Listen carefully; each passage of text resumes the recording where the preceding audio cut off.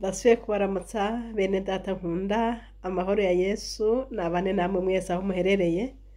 Muracari kumwe na Chaine HABONAYO. Ndashimiye Imana isubiye kunyongera kano kanya keza kugira ngo tuganire ku ijambo ry'Imana. Reka dusenge. Mw'izina ryawe ryera Yesu Kristo, ndagushimiye cane kuri uyu mwanya umpaye. Ndasabye ngo ububasha bwawe n'inkomezi zawe bibane nanje, kandi Yesu uvugane n'ubwoko bwawe. Mana unkoreshe nk'uko ugomba. Urakoze kubinkorera gutyo mw'izina ryawe ryera Yesu. Amen. Haleluya. Hari ijambo rimwe nagomba ko dutangura gusoma mu gitabo ca Nehemiya. Nehemiya igice c'icenda, turahera hariya ku murongo w'icenda. Haravuga ngo wabonye ibyago ba sogokuruza bacu bari muri Egiputa, wumva ugutakamba kwabo bari ku kiyaga gitukura. Werekanye ibimenyetso n'ibitangaza kuri Farawo no ku basabyi biwe no ku bantu bose bo mu gihugu ciwe, kuko wari uzi ko bagenda babihayagizako. Uko niko wironkeye izina rya rurangiranwa, ari ryo ugifise gushitsa n'ubu. Haleluya. Watandukanije ikiyaga mu maso yabo, nabo bagicamwo nk'abagenda ku musozi. Ariko ababakurikiye babahiga, ubakororera mu nyenga, badobera mu mazi maremare nk'ibuye. Imana ihabwe icubahiro. Turasomye ngo wabonye ibyago ba sogokuruza bacu bari muri Egiputa, warabonye ibyago barimwo, ngo wumva ugutakamba kwabo bari ku kiyaga gitukura. Abisirayeli murazi ko babonye amahano menshi bari kwa Farawo muri Egiputa. Rero ngo uhoraho yabonye ibyago byabo. Twariko turiga ku ijambo rivuga ngo ibyago bikunda gushika mu ngo. Ibyago, twabonye ibyago byinshi, ariko kandi ntitwabihejeje kuko ni byinshi. Kuko umuntu ari mw'isi niho haba ibyago, mw'ijuru ho nta byago bibayo. Ariko uko bimeze kose, nk'uko Imana yagiriye neza ababisirayeli bari mu byago byinshi muri Egiputa, niko na twebwe ibidushikira mu ngo, Imana Data igenda ibidukuriraho, ikagenda iradutabara, ikagenda iradufasha. Nico gituma mwene data ntugire ubwoba ngo mu rugo hari ibyago. Nta byago biriyo, biriyo nk'aho biba n'ahandi hose.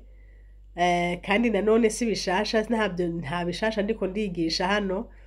Gusa nashaka kubwira umuntu yiyumvira ngo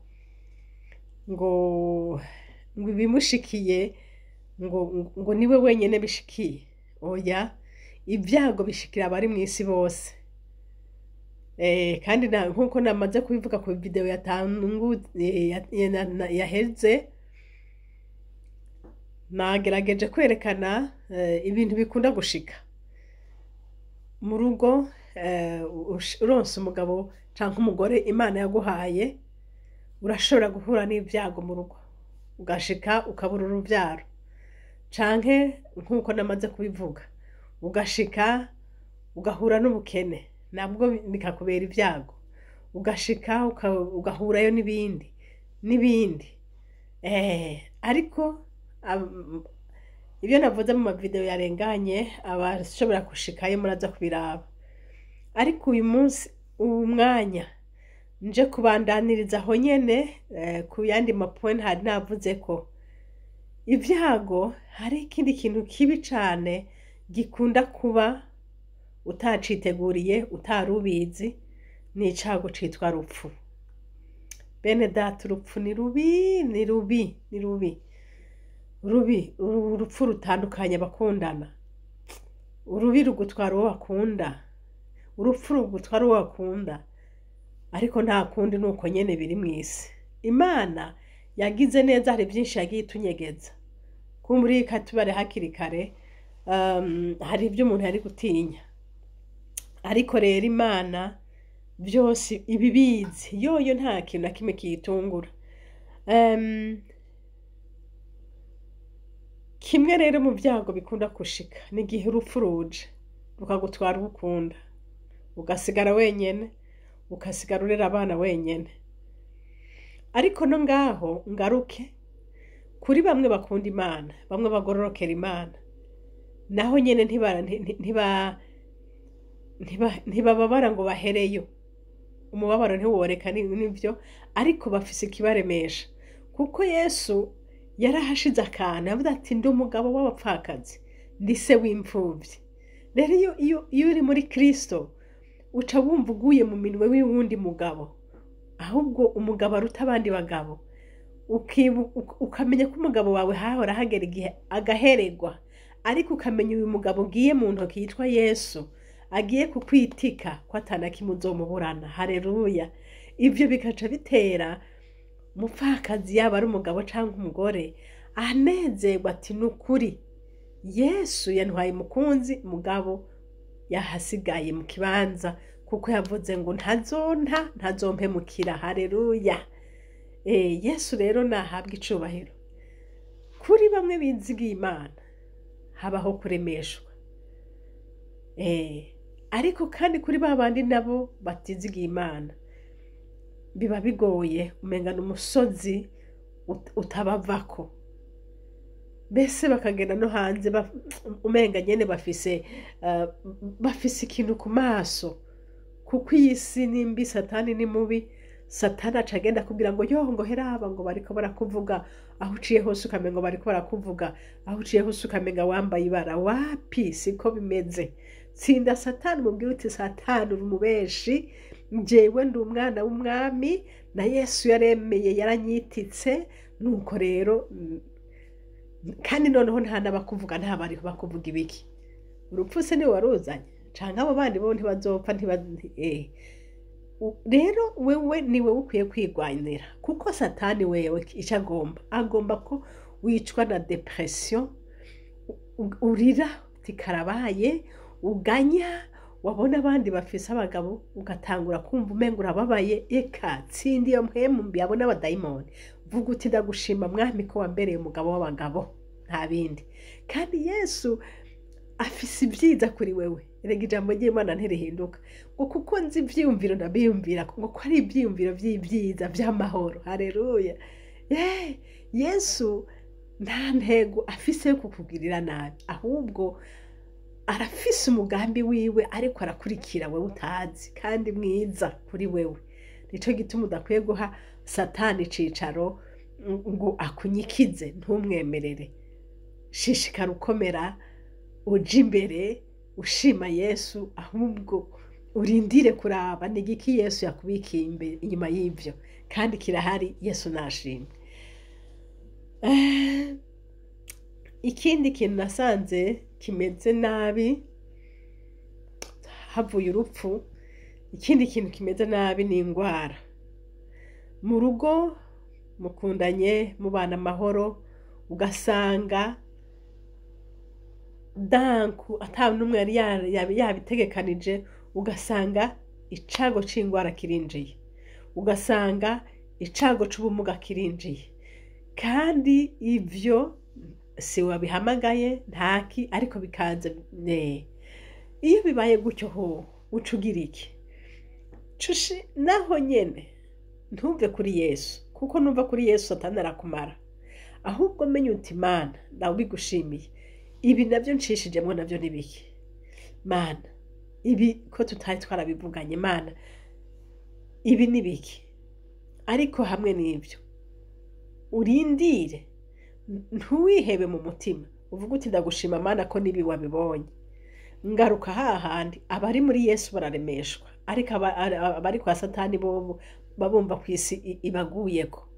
Ariko nagomba nkubwire, umugore wawe yamugara akaba atagishobora gukora bya bindi yahora gukorera, ntibikunde ihangane kandi umukunde kurusha uko wamukunda, kuko aho naho n'ikindi gikorwa Yesu aguhaye. Muri kwa gusengera abo tuzobana nico kirimwo, kuko ni igikorwa Yesu aba yaraguhaye, kandi ico gikorwa ugikora gikunze, kuko nushika imbere ku Mana uzogihererwa igitsibo. Umugwaze nk'umukunzi, mu gihe ukiriho umugwaze nk'umukunzi kandi umunezererewe, kandi Yesu azomuha amahoro mu bugwayi bwiwe, nawe azoguha amahoro.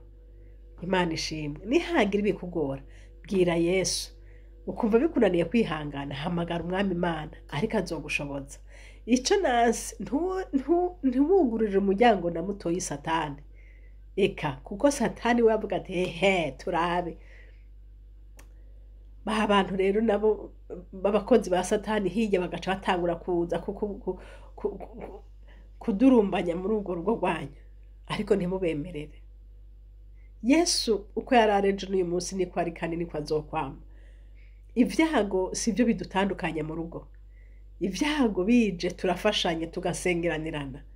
Ivyago bije si ukuvuga ko Satani aba kuronsa akaryo kugira ngo agutsinde, oya, ahubwo menye uti akazi kanje muri ibi nakahe.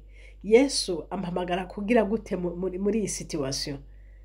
Umuhizi cyangwa umuhizikazi w'umwami Yesu akwiye kwifata gute ngaha hantu, ugacukora nk'icakuzanye rero, kuko aha ntituramenya icyatuzanye muri izi ngo turimwo, turamenya icakuzanye muri urwo rugo urimwo. Ntiwaje kuvyara gusa no guheka, oya, hariho n'ibindi, kuko Yesu yaguhaye uwo muntu muri kumwe azi kuzomubera umufasha mu mpande zose, mu byo umaze kubona no mu bindi utarabona. Yesu nahabwe icubahiro. Rero indwara canke ubumuga bushitse mu rugo aba ari icago kibi cane kandi kibishe, ariko hamwe n'ivyo Kristo Yesu muri kumwe byose bigenda neza, mushobora kubigendamwo amahoro. Uti gute? Erega ivyago bije menya ko uri mu nzira, ni nka kwa kundi ni ikintu kiba kije mu nzira, muga none we kuri kuragenda kudahagaze, uguma ugenda we uraba imbere, nturaba urimo ngo bikubuze yuja. Ibi menye ko ari ibintu bwirizwa gucamwo ugenda kuri ca kindi kiri imbere. Yesu adufashe kandi Kristo abatabare. Bene data muriko muraca muri ivyo bibazo bimeze gutyo, ikibazo c'ubumuga, umuntu agasha utagishobora gukubura, utagishobora kuja kurima, utagishobora kugenda kudandaza vya bindi wahora ukora, bitagikunda. Satani hari igihe aca azana umwijima, akazana ukwidodomba, akazana gukengerana, akazana abo utahora uzana vya bindi wahora uzana, ukamenga nta muntu kirimwo. Ekaye tsinda Satani. Inshuti yanje, uyo Yesu yaguhaye musindagize mpaka uzomushikana imbere y'umwami. Musindagize uko ushobora, musengere, mufashe, muremeshe, munezereze. Uti mugenzi wanje naho bimeze uku, humura tuzobaho, humura tuzojya, humura Imana yacu iratubona. Umuremeshe, ureke kumuryagagura ngo oya. Akazi twahawe burya umufasha n'uwo gufasha nyene. Wahawe gufasha, akazi kawe no gufasha, gutabara, kurerura, kusegura, gusindikiza. Yesu naduhezagire. Imana izokwama yihesha icubahiro. Erega Yesu adufitiye ivyumviro vyiza. Ntubone ibi bishitse Abisirayeli bakiri kwa Farao, ntibari bazi yuko Imana iteguye kuzokwihesha icubahiro mu gihe cabo. Ntibari bazi yuko hazogira igihe isi yose ikamenya ibitangaza n'ibimenyetso Imana yakunze, ingene Imana yakunze Abisirayeli. Wewe nawe ivyo uri kuracamo bizoba intahe ikomeye cane, izokomeza n'abandi bazovyumva. Haleluya. bazovyumva bavuga ati ni ukuri Imana irahambaye. Kimwe gusa ugwane, ntiwemerere satani n'ayo majwi yose satani akubwira, uhagarare magabo mu izina rya Yesu, wiremeshereze mu mwami Yesu Kristo. Hari ikintu nabonye, iyo umuntu ugwana intambara wenyene yo mu mutima, biba bisaba ko wihagararira, ukarinda kuja muri depression, ukirinda kuja muri depression. Depression ni gucanganyikirwa canke kuremerwa cane canke kwiheba. Wirinda kwiheba mu mutima, umenye ngo Imana yawe ntiyagwaye, Imana yawe ntiyapfuye, Imana yawe irahari.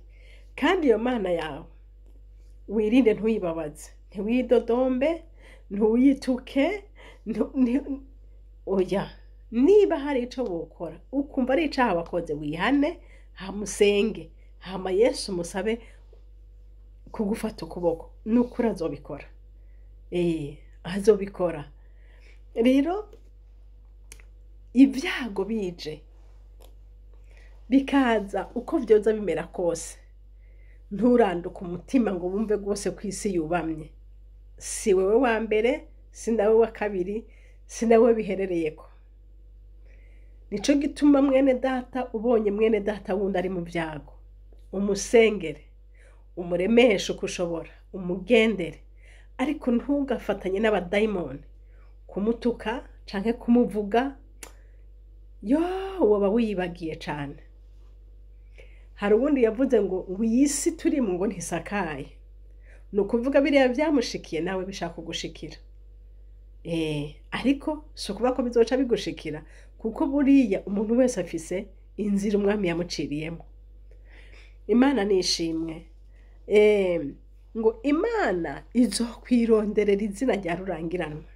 Muri ibyo uri kuracamwo ubihagararemwo neza, Imana izokwironkera izina rya rurangiranwa. Abantu bazovyumva, bazoshima Imana. Imana nihabwe icubahiro. Rero iki cago co kugwara ukamugara, ugacika ikimuga, ntugikora ibyo wahora ushobora gukora, bisaba ko uwo muri kumwe amenya icamuzanye. Rero aca amenya icamuzanye, aca amenya uruhara rwamuzanye muri urwo rugo, aca amenya ico umwami Imana yamuhamagariye iruhande yawe, agaca agufasha nk'uriko arakora igikorwa c'Imana. Imana nishimwe. Yesu nta kintu na kimwe yakoreye ubusa. Oya, nta na kimwe yakoreye ubusa. Yesu nashimwe. Ikindi cago novuga, mbanje kureka gupfusha, nkareka nukumugara. Ibindi birahari, ariko uko bimeze kose ni bito bito.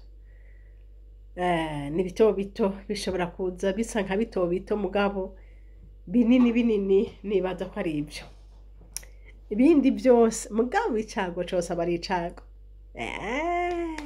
Icago cose kirajyana nk'icago, ariko bigusaba kwihangana no gusenga. Kuko Yesu, uru rugendo turimwo, turi mu isi y'amageragezwa, ariko mwijuru niho tuzoruhuka. Mu rugo rero ikintu caho kiryoshe ni igiki? Iyo umenye icakujyanyeyo, ukora igikorwa c'Imana nk'icakujanye nyene. Umenya igikorwa c'Imana nk'icakujanye. Kandi mu rugo hararyoshe. Naho ibyago byoza bikangana gute, wewe gwanira amahoro yo mu mutima. Uyo muri kumwe musengana Imana, mufatane amaboko. Ubukene nibwo bakura ku Mana, nibwo batuma mwankana ngo mujyane kubera ubukene. Ukugwara nibyo batuma mujyana ngo mutandukane kubera ingwara. Wapi? Gupfusha, kubura abana, ikakakaka, nta kintu na kimwe cotuma kibatandukanya. Ahubwo ibyago iyo bibashitsemwo, murushirizeho kwegerana no gusenga Imana. Niko kamaro ko kugira uwo mubana. Niko kamaro ko kumugira uwo mubana. Imana rero iduhezagire idufashe bene data muriko muraca mu bihe bikomeye. Numva nyene twosenga muri kano kanya kugira ngo Imana data iseruke ibaremeshe ibafashe, na ba bandi bari inyuma bamenye bati uru rugo tujemwo ntabwo ari mw'ijuru, oya si mw'ijuru, ahubwo n'ahandi hantu Yesu atujanye kugira ngo turushizeho kurindirira Kristo turi mu bikorwa vy'Imana. Rero uko nyene ivyo nyene urimwo ushime Yesu kuko aho niho ugeze, ariko ndakubwire ngo ivyago umuntu ntabyicaramwo ngo abibemwo, ahubwo abicamwo akarengana. Imbere ni heza, imbere hari inzira irashe, umuntu ariko aragenda ntiwama uriko urapyetina, ntiwama uriko urasubiramwo hahandi uhonyoza ikirenge hahandi, oya, ahubwo urahonyora hama ugatambuka hama ukagenda. Ibi rero uriko uracamwo umenye ngo nukubicamwo gusa, ariko imbere urarengana. Yesu nahabwe icubahiro. Reka dusenge bene data. Ushobora kuba utaronse umwanya wo kuja gusuhuza mwene data wumvise ko yagize ivyago, musengere. Fatanya nanje dusenge. Ushobora kuba utaronse umwanya gushikayo, yabuze uwiwe ntiwamushikira, yaragwaye ntiwamusuhuza, birashoboka, kandi n'ubu ari mwirinde, ariko musengere, hanyuma nakomera azobandanya urugendo. Yesu nashimwe. Reka dusenge. Yo mwami wacu Yesu, ndagushimiye ndagukengurukiye kuko washizeho ingo kugira ngo mwami Imana abari mw'isi bakora igikorwa cawe. Mwami Yesu, ingo zashizweho nawe, kandi ibyago bishikira ingo ni byinshi cyane, kandi na Satani ubwiwe araza agatera ingo kugira ngo ntibongere kumvikana, ntibongere gukundana. Mu izina rya Yesu Kristo Umunyanazareti, ndaje nsengera uyu mwene data ari mu byago bimuruhije. Sinzi ngo ni ibyago bimeze ngwiki, ariko mu izina rya Yesu, ico kintu cyose kimuteye uruhagarara, ico kintu cyose kimunanije bikamunanira kurengana, mu izina rya Yesu Kristo ndakuyeho impwemu mbi, ndakuyeho abo badayimoni bahagaritse umutima w'umwana wawe. Mu izina rya Yesu, ico bitera ntaco nzi, ariko mvuga ngo nta mvo n'imwe ituma umugabo n'umugore batokundana, nta mvo n'imwe yotuma bama bajyana. Mu izina rya Yesu, uwo mudayimoni wo kwankanisha abo bashize hamwe, nanje ndamucaha mu izina rya Yesu Kristo. Ewe wa mpwemu mbimwe va muri abo bantu, ewe wa mpwemu mbimwe soka muri urwo rugo, mu izina rya Yesu Kristo, mu izina rya Yesu Kristo. Aho hose winyegeje nanje ndakwirukana mu izina rya Yesu. Iri jwi rigusohore au nom de Jésus. Mu izina rya Yesu ndasengeye uyu mumama, mu izina rya Yesu ariko ararira, arizwa n'ubumuga bw'umugabo wiwe. Ndasengeye uyu mumama ariko ararirwa, arizwa n'abana biwe. Ndasengeye uyu mumama mu izina rya Yesu Kristo, agira ararondera icyo yoja guteka kabura. Uri Imana ushobora byose, uri Imana ukomeye, ngufundurura igipfunsi ugahaza abari mu isi bose. Mu izina rya Yesu ndasabye ngo ubarengere, aba bamama ubarengere, mu izina rya Yesu ubarengere Mana, ubatabare mu izina rya Yesu Kristo. Aba bagwayi batabare mu izina rya Yesu, ubabere inyishu. Urakoze mwami, ndagushima n'ababuze ababo. Yesu, wowe uzi kuremesha abantu baremeshe, jambo ryawe wavuze urishitse. Mana yo mw'ijuru, urakoze, ndagushimiye. ndasengeye n'uyu mupapa mu izina rya Yesu Kristo afise ibibazo mu rugo atagira hasinzirira atagira haryama Yesu agira araryama ibibazo bikamubana ibibazo uri Imana ukomeye uri Imana uzi kugurura amariba uri Imana uzi gukora ibintu bigakunda mu izina rya Yesu Kristo umugambi wose wa Satani ndawubujije au nom de Jésus Christ de Nazareti mwamhemu mbimwe mwafashe umugabo mumurekure mu izina rya Yesu mumurekure mu izina rya Yesu Kristo mumurekure mu izina rya Yesu yongere kunezererwa kuba umugabo mu rugo yongere kunezerwa kuba serugo mu izina rya Yesu asubire mu kibanza ciwe Mana nyamana Mana ushobora vyose ndasenze kugira ngo utabare Yesu utabariza ingo ziriko zirasenyuka mu izina rya Yesu Kristo izi divorce ziriko ziraba mu izina rya Yesu uyu mudayimoni ariko aratandukanye bakundanye mu izina rya Yesu Kristo atsindwe yewe Satani nta bubasha nta nkomezi ufise turahagarika izi ngo ziriko zirasenyuka turazisubiza mu buzima mu izina rya Yesu turahagarika ibikorwa byose by'umwasi ibyo biriko biragenda bisambura mu ngo mu izina rya Yesu Mana turagarukana kumvikana turagarukana gukunda turagarukana gukorera hamwe turagarukana icizere mu izina rya Yesu Kristo datubakomeze haleluya ubahe gufatana amaboko ndabigushimiye kuko uri umwami wumva ndabigushimiye kubyo usenyaguye izi mpemu mbi urazisanzaje mu izina rya Yesu Kristo umunyanazareti data ndagushima kugiriye neza aba bantu bawe urakoze uri Imana ndagushimiye urakoze ko ari wowe waremesha Yesu Kristo ivyago ntibizokwamaho ubukene ntibuzokwamaho Mana ndetse n'ingwara izokira kuko witwa Imana nushimwe ibi byose bigenda biba mu ngo imigambi y'umwasi itsindwe mu izina rya Yesu Mana ababene data we kunezererwa ngo wabahaye ubarinde wa mubi ndabigushimiye kuvyumvise n'abana babahaye bahezagire onondo Jésus umuco wawe wake mu izina rya Yesu Kristo abana banezeranwa n'abavyeyi babo mu izina rya Yesu inshuti za hafi n'izakure bose mwami Yesu Kristo bagirirwe neza bagirirwe imbabazi n'Imana urakoze ndabigushimiye ko wumva umuco wawe wake Yesu amatara ariko arazima yongere yake ndabigushimiye ko wumvise ugusenga ni mu izina ryawe ryera Yesu usenze kandi shima amen haleluya Yesu abahezagire mwari kumwe na Françoise Habonayo nomero za telefone ni za zindi +46 768 0065 46 Imana data ibaho umugisha ni ishene tuvugira ko ni Chaine Habonayo Yesu abahezagire mwese amena.